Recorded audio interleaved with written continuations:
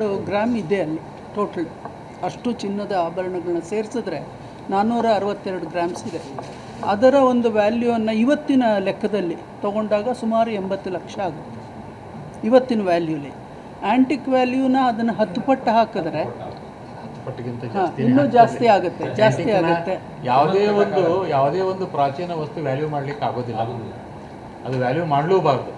Value ಮಾಡಿದಾಗ ನಾವು ಎಷ್ಟಾಯ್ತು ಅಂತ ಹೇಳಿದಾಗ ಇನ್ನೂ ಹೆಚ್ಚಾಗ್ತಿತ್ತು ಅಂತ ಇಲ್ಲ. ಅದು ಎಸ್ಟಿಮೇಟ್ ಮಾಡೋಕ್ಕೆ ಅವ್ರ ಹತ್ರ ಎಸ್ಟಿಮೇಟ್ ಮಾಡೋಕ್ಕೆ ಒಂದು ಇದು ಇರುತ್ತೆ, ಇನ್ಸ್ಟ್ರೂಮೆಂಟು. ಅದನ್ನು ಹಾಕ್ತಾ ಹೋದಾಗೆ ಅದು ಇನ್ನೂ ಜಾಸ್ತಿ ಆಗ್ತಾ ಹೋಗುತ್ತೆ. ಇದು ಒಂದು ದೇವಾಲಯ ಸಿರಿವಂತಿಕೆ ಅಂದ್ಬಿಟ್ಟು ಬರೀ ದೇವಾಲಯ ಆಭರಣದ ಮೇಲೆ ಇರೋವಂಥ ಪುಸ್ತಕ ಇದು, ನಮ್ಮ ಕರ್ನಾಟಕದಲ್ಲಿ ಇದ್ದಂಥದ್ದು. ಇದರ ಪ್ರಕಾರ ನಾನು ನೋಡಿದಾಗ ಒಂದು ಜಡೆ ಬಂಗಾರ ಅಂತ, ಅದು ಚಾಮರಾಜನಗರ ದೇವಾಲಯದಲ್ಲಿ ಇದೆ. ಅದನ್ನು ಗಂಜಾಮ್ ನಾಗಪ್ಪ ಅವರು ತುಂಬ ಫೇಮಸ್ಸು, ಇವರು ಜ್ಯುವೆಲರ್ಸು ಬೆಂಗಳೂರಲ್ಲಿ.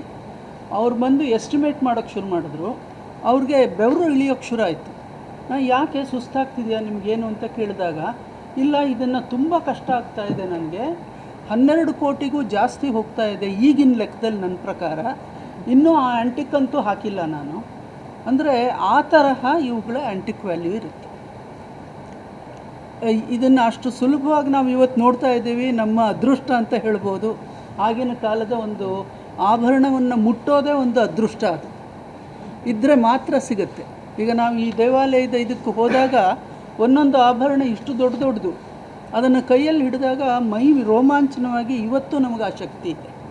ಅಂಥದ್ದು ದೇವ್ರಿಗೆ ಹಾಕಿರುವಂತಹ ಆಭರಣಗಳಿಗೆ ಅಷ್ಟೊಂದು ಆ ಥರದ ವ್ಯಾಲ್ಯೂ ಹೇಳೋದಕ್ಕೆ ಆಗಲ್ಲ. ಅದಕ್ಕೇನು ಮೌಲ್ಯ ಅನ್ನೋದು ಹೇಳೋದಕ್ಕಾಗೋದಿಲ್ಲ. ಆಮೇಲೆ ಇನ್ನೊಂದು ನಮಗೆ 10% ಅಂತ ಹೇಳಿದ್ರು. ಇನ್ನೊಂದು ವಿಚಾರ ಸಾಹೇಬ್ರ ಹತ್ರನೂ ಹೇಳ್ತಾ ಇದ್ದೆ. ಈ ಲಕ್ಕುಂಡಿ ಆಭರಣಗಳು ನಮ್ಮ ಪ್ರಭುವರು ಇದ್ದಾರೆ, ಇದನ್ನೇ ತೊಗೊಂಡು ನಾವು ಲಕ್ಕುಂಡಿ ಸ್ಟೈಲ್ ಆಫ್ ಜ್ಯುವೆಲ್ಸ್ ಅಂತ ಅಂದ್ಬಿಟ್ಟು ಮಾಡಿ internationally we can go for this marketing for this. Light ವೆಯ್ಟ್ನಲ್ಲಿ ಮಾಡಿ ವಿಶ್ಲೇಷಣೆ ಮಾಡ್ತಾ ನೋಡಿ ಬಹಳ ಕುಸುರಿ ಇದು ಸೂಕ್ಷ್ಮತೆ ಇದೆ. ಆಮೇಲೆ ಹರಳುಗಳಿದೆ, ವಜ್ರಗಳು, ಮತ್ತು ಇದು ಬೆಲೆ ಬಾಳುವಂಥ ವಜ್ರಗಳಿಲ್ಲ, ನೀಲಮಣಿ, ಮಾಣಿಕ್ಯ, ಇವೆಲ್ಲ ಪಚ್ಚೆ ಇದೆ. ಅದೆಲ್ಲ ತುಂಬ ವ್ಯಾಲ್ಯೂ ಇವಾಗ ಭಾಳ ಜಾಸ್ತಿ ಇದೆ. ನೀಲಮಣಿ ಅಂತೂ it is one of the rare piece. ಅದು ತುಂಬ ಉತ್ತಮವಾದ ಒಂದಿದ್ದು.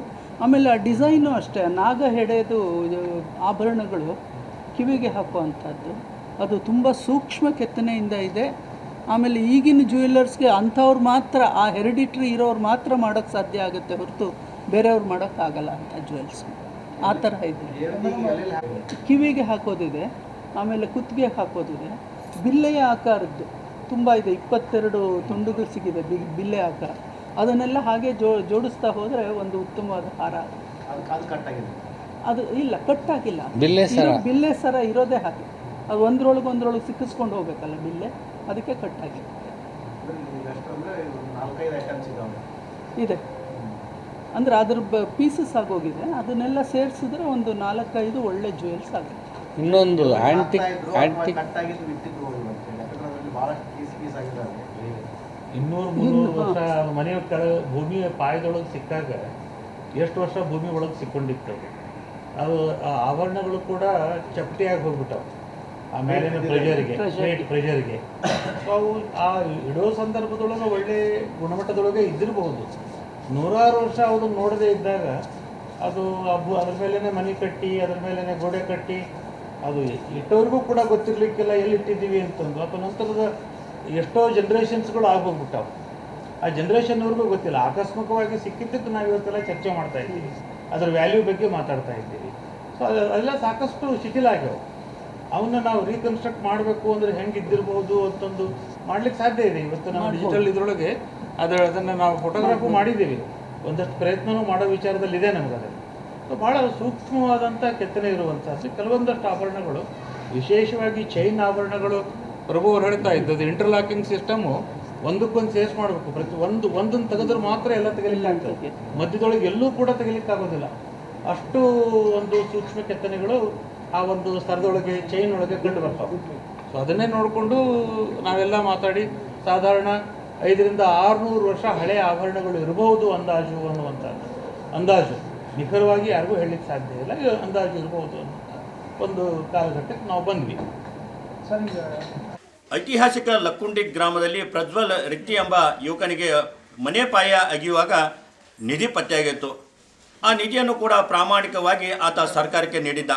ಸುಮಾರು 465 ಗ್ರಾಮ ಐತಿಹಾಸಿಕ ಅಂದರೆ ಪುರಾತನವಾದಂಥ ನಿಧಿ ಸಾಕಷ್ಟು ಪ್ರಮಾಣದಲ್ಲಿ ಸಿಕ್ಕಿತ್ತು, ಅದನ್ನು ನೀಡಿದ್ದ. ಹೀಗಾಗಿ ಆ ಸಂದರ್ಭದಲ್ಲಿ ಸರ್ಕಾರ ಕೂಡ ಆತನಿಗೆ 1/5 ಭಾಗದಷ್ಟು ಏನು ಪಾಲನ್ನು ಕೊಡ್ತೀವಿ ಅಂತ ಕೂಡ ಸರ್ಕಾರ ಹೇಳಿತ್ತು. ಈಗ ನಿನ್ನೆ ತಜ್ಞರು ಕೂಡ ಆ ಎಲ್ಲ ಚಿನ್ನಾಭರಣಗಳನ್ನು ಪರಿಶೀಲನೆ ಮಾಡಿದ್ದಾರೆ. ಆ ಪರಿಶೀಲನೆ ವೇಳೆ ಸುಮಾರು ಈ ಚಿನ್ನದ ಬೆಲೆ ಅಂದಾಜು ಒಂದು 8 ಕೋಟಿಯಷ್ಟು ಆಗುತ್ತೆ ಅನ್ನೋ ಮಾತು ಹೇಳಿದ್ದಾರೆ. ಹೀಗಾಗಿ ಆ ಒಂದು ಅಮೌಂಟಿನಲ್ಲಿ ಕೂಡ ನಮಗೆ ಅದೇನು ಸರ್ಕಾರ ಏನು ಮಾತು ನೀಡಿದೆ ಅದರಂತೆ ನಮಗೆ ಪಾಲು ಬರಬೇಕು ಅನ್ನೋಂಥದ್ದು ಈ ಕುಟುಂಬದ ಕೂಡ ವಾದ ಮೊದಲಿಂದ ಇತ್ತು. ಈಗ ಆ ಕುಟುಂಬ ನಮ್ಮ ಜೊತೆ ಇದ್ದಿದೆ. ಆ ಕುಟುಂಬ ಏನು ಹೇಳ್ತದೆ ಅಂತ ಕೇಳೋಣ. ಅಮ್ಮ, ಈಗಾಗಲೇ ಏನು ನಿಮಗೆ ನಿಧಿ ಸಿಕ್ಕಿತ್ತು, ಪ್ರಾಮಾಣಿಕವಾಗಿ ಸರ್ಕಾರ ಕೊಟ್ಟಿತ್ತು. ಸರ್ಕಾರ ಕೂಡ 1/5 ಭಾಗದಷ್ಟು ನಿಮ್ಮ ಕುಟುಂಬದಲ್ಲಿ ಕೊಟ್ಟು ಅಂತ ಹೇಳಿತ್ತು. ಈಗ ನಿನ್ನೆ ಪರಿಶೀಲನೆ ಮಾಡಿದರೆ ತಜ್ಞರು ಬಂದು ಸುಮಾರು ಅದು 10 ಪಟ್ಟ, ಈಗಿನ ಬೆಲೆಗೆ 10 ಪಟ್ಟ ಅಂದರೆ ಸುಮಾರು ಒಂದು 7-8 ಕೋಟಿ ರೂಪಾಯಿ ಆಗುತ್ತೆ ಅನ್ನೋಂಥದ್ದು ಹೇಳಿದ್ದಾರೆ. ನೀವೇನು ಹೇಳ್ತೀರಿ? ಎಷ್ಟು ಪಾಲು ಬೇಕಂತ ಹೇಳ್ತೀರಿ ನಿಮಗೆ? ನಾವು ಅವ್ರು ನಮ್ಮ ನಿಯತ್ ಒಂದು ಭಾಗ ಕೊಡ ಐದರಲ್ಲಿ ಒಂದು ಭಾಗ, ಐದರಲ್ಲಿ ಒಂದು ಭಾಗ ಕೊಡ ಅಂದ್ರೆ ಕಾನೂನು ಐತಂದ್ರೆ ನಾವು ಏನು ಕೇಳೋದು ಕಾನೂನು ಏನು ಮಾಡಿಸ್ತಾರೆ ಅದು ಕಾನೂನು ಏನೋ ಕೊಡ್ರಿ. ಅದು ನಮ್ಮ ಏನಾರು ಕಾನೂನು ಒಂದು ಭಾಗ ಏನಂದಾರೆ ಎಷ್ಟೇ ಏನಾರು ಅವ್ರು ಅಂದಾರ ಕಾನೂನು ಒಂದು ಭಾಗ ಅವ್ರಿಗೆ ಅಂತ ಹೇಳ್ಯಾರ. ಅವ್ರ ಕಾನೂನು ಪ್ರಕಾರ ನಮಗೆ ಕೊಡ್ಲಿ ಅಲ್ಲ ಇನ್ನು ನಾನು ಬೇಡ್ಕೊಂತೀನಿ ನೋಡಿ. ನಿಮ್ಗೆ ಭರವಸೆ ಯಾರ್ಯಾರು ಕೊಟ್ಟಿದ್ರಮ್ಮ? ಹೇಳ್ಯಾರ ಎಷ್ಟೇ ಸರ್ ಏನು ಹೇಳ್ಯಾರ ಭರವಸೆ ಇದೆ ಕೊಡ್ತಾರೆ ಅಂತ ಹೇಳಿ ಕೊಡ್ತಾರೆ. ಒಂದು ಭಾಗ ನಿಮಗೆ ಅಂತ ಹೇಳ್ಯಾರ. ಕಾನೂನು ಏನು ಮಾಡ್ತಿ ಅಂತ ಹೇಳ್ಯಾರ. ನನ್ನ ಕಾನೂನು ಪ್ರಕಾರ ನಾವು ಅವ್ರು ಹೋದಾರ ಅದಕ್ಕೆ ನಮ್ಮನ್ನ ಅದಕ್ಕೆ ಕೊಡ ಅನ್ನ ಕೇಳ್ಕೊಂತೀವಿ. ಈಗ ಅವ್ರ ಅಜ್ಜಿ ಅದ್ರ ಅಜ್ಜಿ ಹೇಳ್ರಿ, ಈಗ ಅವರು ಕೂಡ ನಿಮ್ಗೆ 1/5 ಭಾಗದಷ್ಟು ಪಾಲು ಕೊಡ್ತೀನಿ ಅಂತ ಹೇಳಿದ್ರು. ಈಗ ತಜ್ಞರು ಬಂದು 8 ಕೋಟಿ ಅಂದಾಜು ಆಗುತ್ತೆ ಅಂತ ಹೇಳಿದ್ದಾರೆ. ಈಗ ನಿಮ್ಗೆ ಎಷ್ಟು ಅದು ಈಗ 8 ಕೋಟಿಗೆ ಮೊತ್ತಕ್ಕೆ ಎಷ್ಟು ಪಾಲು ಕೇಳ್ತೀರಿ ನೀವು? ಒಂದು ಭಾಗ ಕೊಡ್ತೀವಿ ಅಂದಾರಲ್ರಿ, ಎಷ್ಟಾಗ್ಲಿ ಅದು ಎಲ್ಲರೂ ಮಾತಾಡಿಕೊಂಡು ನಾವು ಅಷ್ಟು ಒಂದು ಭಾಗ ಅವ್ರಿಗೆ ಕೊಡ್ತೀವಿ ಅಂತ ಹೇಳ್ಯಾರ್ರಿ. ಅದು ಎಷ್ಟಾಗ್ಲಿ ಕಡಿಮೆ ಬಂದ್ರೆ ಕಡಿಮೆ, ಹೆಚ್ಚು ಬಂದ್ರೆ ಹೆಚ್ಚು ಅಂದ್ರೆ ಮತ್ತೆ ಈಗ ಹೆಚ್ಚಾಗೈತೆ ಅಂತಾರ್ರಿ. ನಮ್ಗೆ ಹೆಚ್ಚು ಅದು ಒಂದು ಭಾಗ ನಮ್ಗೆ ಬೇಕ್ರಿ. 5 ಭಾಗನೇ ಒಂದು ಭಾಗ ಕೊಡ್ರಿ ಅಂತ ಯಾವತ್ತಿಗೆ ಹ್ಞೂ ಅಂದಾರ್ರಿ ಅವರು. ನಮಗೂ ಕೊಡ್ರಿ ಅಂತ ನಾವು ಕೇಳಿವ್ರಿ. ಈಗ ಅದನ್ನ ನಮ್ಮ ಪಾಟೀಲ್ ಅವರು ಮತ್ತು ಅವ್ರು ಎಲ್ಲರೂ ಕೂಡಿ ಮಾಡ್ತೀವಿ ಅಜ್ಜಿ ಅಂತ ಹೇಳ್ರಿ. ಈಗ ನಾವು ಕೊಡ್ರಿ ಅಂತ ಕೇಳಿ ನೀವು ಒಂದು ಭಾಗ ಬರ್ಬೇಕು ನಮ್ಗೆ. 5 ಒಂದು ಭಾಗ ಬರ್ಬೇಕು. ಈಗ ಎಷ್ಟು ಕೊಡ್ತೀವಿ ಏನಂತ ನಿಮ್ಗೆ ಏನಾದ್ರು ಹೇಳಿದಾರಮ್ಮ? ಎಷ್ಟು ಹೇಳಿದ್ರಿ ನಮ್ಗೆ ಒಟ್ಟು ಒಂದು ಭಾಗ ಎಲ್ಲ ಚರ್ಚೆ ಮಾಡಿ ನಾವು ಅಷ್ಟ್ರು ಮಾತಾಡಿಕೊಂಡು ನಿಮ್ಗೆ ಒಂದು ಭಾಗ ಬರುತ್ತೆ ಅಂತ ಹೇಳ್ರಿ. ಹಾಗಾಗಿ ನಮ್ಗೆ ಮತ್ತು ನಿನ್ನೆ ಮಾತಾಡಿ ನಿನ್ನಿದು ಇಷ್ಟಾಗುತ್ತಾ ಇಷ್ಟಿಲ್ಲ ಅದ್ರ ಬೆಲೆ ಅಂತ ಹೇಳ್ರಲ್ರಿ. ನಮ್ಗೊಂದು ಭಾಗ ಕೊಡ್ರಿ ಅಂತ ಹೇಳೋದು. ಈಗ ತಜ್ಞರು ಹೇಳೋದ್ರ ಬೆಲೆಗೆ ನಿಮ್ಗೆ ಒಂದು ಭಾಗ ಬೇಕು. ಒಂದು ಭಾಗ ಬೇಕ್ರಿ ನಮ್ಗೆ. ಅವ್ರು ನಿನ್ನೆ ಮಾತಾಡಿ ಇಷ್ಟಾಗುತ್ತಾ ಇಷ್ಟಿಲ್ರಿ ಒಂದೊಂದು ಇದಕ್ಕಂತ ಹೇಳ್ಯಾರ್ರಿ. ಎಷ್ಟು ಹೇಳಿದ್ರೆ ಏನಾದ್ರು ಗೊತ್ತದಮ್ಮ? ಅದಕ್ಕೆ ಇಲ್ರಿ ಭಾಗ ಮತ್ತು 5 ಭಾಗ ಅಂತ ಹೇಳ್ಯಾರ್ರಿ. 5ರಾಗ ಒಂದು ಭಾಗ ಕೊಡ್ರಿ ಅಂತ ನಾವು ಹೇಳೋದ್ರಿ. ಈಗ ಪ್ರಜ್ವಲ್ ರೆಡ್ಡಿ ಅವ್ರು ಮಾವರಿದ್ದಾರೆ. ಸರ್ ಹೇಳ್ರಿ, ಈಗ ಈ ಮಾರ್ಕೆಟ್ ಈಗಿನ ಬೆಲೆಗೆ 10 ಪಟ್ಟು ಆಗುತ್ತೆ ಅಂತ ಹೇಳಿದ್ದಾರೆ. ನೀವು ಯಾವ ಒಂದು ಈಗಿನ ಬೆಲೆಗೆ ನೀವು 1 ಭಾಗ ಕೇಳ್ತಿರೋ, 10 ಪಟ್ಟು ಆಗೋದು ಬೆಲೆಗೆ 1 ಭಾಗ ಕೇಳ್ತೀರಿ? ಈಗ 10 ಪಟ್ಟು ಆಗೋದು ಬೆಲೆನ ಒಂದು ಭಾಗ ಕೊಡ್ರಿ ಅಂತ ಕೇಳೋದು ನಾವು. ಮತ್ತು ಈಗ ತಾವ ಅಂದಾರ ಈಗ ಅವ್ರು ಹಿಂದಲ್ ಮಾಗಣಿನ ಬೇರೆ ಈಗಿನ ಮಾಗಣಿನ ಬೇರೆ ಅಂತಿದ್ರ. ಈಗ ಅದ್ರ ವ್ಯಾಲ್ಯೂಯೇಷನ್ ಮಾಡಿ ಕೊಡ್ಬೇಕಲ್ರಿ ಈಗ ಅವರು ಈಗಿನ ಇದ್ರ ಮ್ಯಾಗ. ಮತ್ತು ಅದ್ರ ಪ್ರಕಾರ ಕೊಡ ಅಂದ್ರೆ ಇಷ್ಟ ಕೇಳೋದು. ಈಗ ಅವ್ರು 8 ಕೋಟಿ ರೂಪಾಯಿ ಅಂತ ಹೇಳ್ಯಾರ. ಈಗ ಆ 8 ಕೋಟಿ ರೂಪಾಯಿದಾಗ ಅದು ಎಷ್ಟು ಬರೋದು ಇದಕ್ಕೆ ಬರ್ತಾ ಕೊಡನ್ರಿ ಅಂತ ಇಷ್ಟ ಕೇಳೋದು ನಾವು. ಈಗ ನಿಮ್ಗೆ ಯಾರ್ಯಾರು ಭರವಸೆ ಕೊಟ್ಟಿದ್ರು? ನಿಮ್ಗೇನು ಆ ಭರವಸೆ ಮೇಲೆ ನಂಬಿಕೆ ಇದೆಯಾ ಅಂತ? ಸಿದ್ದು ಪಾಟೀಲ್ ಅವರು ಹೇಳ್ಯಾರ್ರಿ, ಇಲ್ಲಪ್ಪ ನಾಳೆ ಮೀಟಿಂಗ್ ಐತಿ, ಮೀಟಿಂಗ್ನಾಗ ಏನೇನು ಚರ್ಚೆ ಆಗೈತಿ ಮಾಡಿ ಆಮೇಲೆ ಏನು ಬರ್ತೈತಿ ಅಂತ ಹೇಳಿದ್ರು. ಅಷ್ಟ್ರ ಮ್ಯಾಗ ನಾವು ಸುಮ್ಮನೆ ನಾವೇನು ಆಗಿಲ್ರಿ. ಈಗ ಅವ್ರು ಭರವಸೆ ಕೊಟ್ಟಾರ, ಅವ್ರ ನಂಬಿಕೆ ಮ್ಯಾಗ ನಾವು ಹೊಂಟಿವಿ. ನಿಮ್ಗೆ 8 ಕೋಟಿಗೆ 1 ಭಾಗ ಬೇಕಷ್ಟೇ.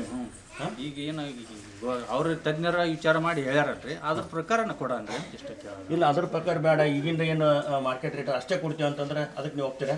ಅದು ನಾವು ಈಗ ತಾವ ಅಂದಾರಲ್ರಿ, ಹಿಂದೂ ರೇಟ್ ಬೇರೆ ಈಗಿನ ರೇಟ್ ಬೇರೆ ಅನ್ನೋ ಲೆಕ್ಕಕ್ಕೆ ಅವರು ಅವಾಗ ಮಾತಾಡಿದ್ರಲ್ರಿ. ಅದ್ರ ವ್ಯಾಲ್ಯೂಯೇಷನ್ ಅದು ಹೆಂಗಿರುತ್ತೆ ಹಂಗೆ ಕಾನೂನು ಪ್ರಕಾರ ಹೆಂಗೈತೆ ಹಂಗೆ ಕೊಡನ್ರಿ ಅದು. ಈಗ ತಜ್ಞರು ಹೇಳಿದ್ದಾರೆ. ಆದ್ರೆ ಈಗ ಅವ್ರು ಏನಂತಾರೆ, ಈಗಿನ ಬೆಲೆ ಏನದ ಈಗಿನ ಬೆಲೆಗೆ ಅಷ್ಟೇ ನಾವು ಕೊಡ್ತೀವಿ ಅಂತಂದ್ರೆ ಅದಕ್ಕೆ ಹೋಗ್ತಿರೋ, ಅಥವಾ ತಜ್ಞರು ಹೇಳಿದ ಬೆಲೆಗೆ ನಿಮ್ಗೆ ಪಾಲ್ಬೇಕು ಅಂತ? ಅದು ಅವ್ರಿಗೆ ನ್ಯಾಯ ಅವ್ರಿಗೆ ಒಪ್ಪುತ್ತಂದ್ರೆ ಅದ್ರ ವಿಚಾರ. ಈಗ ಹೆಂಗ್ರಿ ಇದು ವಿಚಾರ ಅದು ಅಲ್ಲ ನಿಮ್ದು ಏನು ನಮ್ದು ನೀವು ಯಾವ್ದಕ್ಕೆ ಹೋಗ್ತೀರಿ? ಈಗ ತಜ್ಞರು ಪರಿಶೀಲನೆ ಮಾಡಿದಂತ ಅದ್ರ ಪ್ರಕಾರ ನಾವು ಹೋಗೋರಿ ನಾವು. ಅದ್ರ ಪ್ರಕಾರ ಬೇಕು ನಿಮ್ಗೆ, ಹೌದು ಹೌದು ಬೇರೆ ಅಂದ್ರೆ ಒಪ್ಪಂಗಿಲ್ಲ. ಹಾಂ, ಇಲ್ರಿ ಈಗ ತಜ್ಞರಿಗೆ ಹೆಂಗೆ ವಿಚಾರ ಮಾಡಿ ಇದು ಮಾಡಿರ್ತಾರ ಮತ್ತೆ ಈಗ ಅವ್ರನ್ನ ಕರ್ಕೊಂಬಂದ ಸಮೀಕ್ಷೆ ಮಾಡಿರ್ತಾರ ಅದ್ರ ಪ್ರಕಾರ ಕೊಡನ್ರಿ ಅಂತ ಇಷ್ಟ ಕೇಳೋದು. ತಜ್ಞರ ಪ್ರಕಾರ ನೀವು ಒಪ್ತೀರಿ, ಇಲ್ಲಾಂದ್ರೆ ಒಪ್ಪಂಗಿಲ್ಲ. ಹಾಂ, ಈಗ ಅದು ಅದ್ರ ಪ್ರಕಾರ ಕೊಡನ್ರಿ ನಾವು. ಈಗ ಅವ್ರು ಹೇಳ್ರು ಈಗಿನ ಮಾಗನಿನ ಬೇರೆ ಆಗಿನ ಮಾಗನ ಬೇರೆ ಅದ್ರ ಪ್ರಕಾರ ಕೊಡನ್ರಿ ಅಂತ ನಾವು ಕೇಳೋದು. ಪ್ರಜ್ವಲ್ ಏನು ಹೇಳ್ತೀಯ?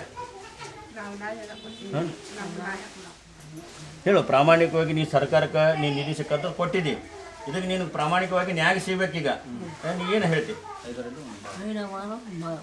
ಹಾಂ, ಕೊಡಬೇಕು.